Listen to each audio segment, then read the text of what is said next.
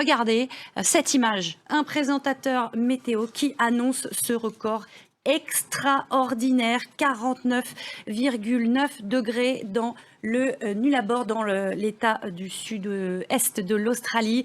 L'année 2019 a été l'année la plus chaude et la plus sèche jamais enregistrée dans le pays. Alors l'Australie d'aujourd'hui, est-elle un exemple de ce qui nous attend là-bas, mais aussi en Europe, ailleurs dans le monde, en Afrique par exemple?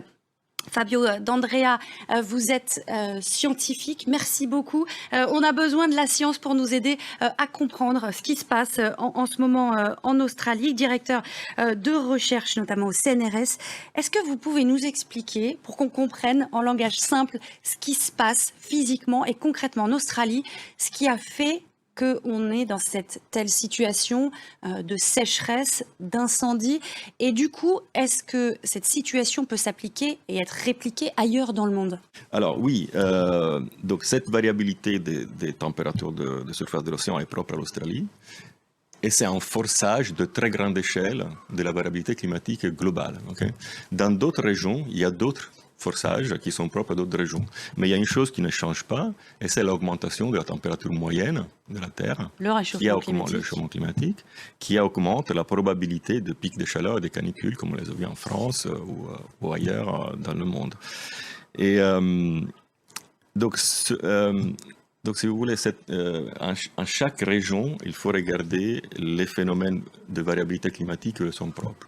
Alors, ce n'est pas qu'il y a un réchauffement moyen et une variabilité naturelle du climat. En fait, le réchauffement moyen peut aussi influencer ces variabilités naturelles du climat, comme cette variabilité qui crée les températures froides autour du continent australien. En fait, et là, on touche un peu la pointe de la recherche actuelle de mes collègues climatologues. On commence à penser, il y a un petit consensus qui se crée, que le changement climatique, donc le réchauffement moyen, pourrait augmenter l'intensité de ces variabilités des températures de surface de la mer. Et du coup, créer des endroits très secs et des incendies. Créer des conditions, par exemple en Australie. Donc on a fait une étude spécifiquement sur ce phénomène qui a lieu dans l'océan Indien. Et on a émis l'hypothèse qui semble assez solide que le réchauffement climatique pourrait amplifier ces oscillations de température de face de la mer et que donc pourrait apporter, outre que le réchauffement moyen, aussi ajouter à ces conditions malheureuses pour le feu de forêt. Donc l'Australie pourrait être très rapidement une fenêtre sur l'avenir, ce qu'on voit en ce moment? Oui, malheureusement oui. Et dans les autres régions du monde, les choses sont différentes. Et donc, il faut faire des études pour chacune et regarder les forçages climatiques dans chacune. On peut faire l'exemple, par exemple, de la région méditerranéenne, pour être plus proche de chez nous.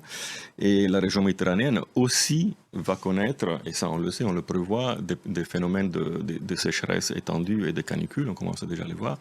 Donc malheureusement, les conditions vont être favorables au feu aussi. Merci beaucoup.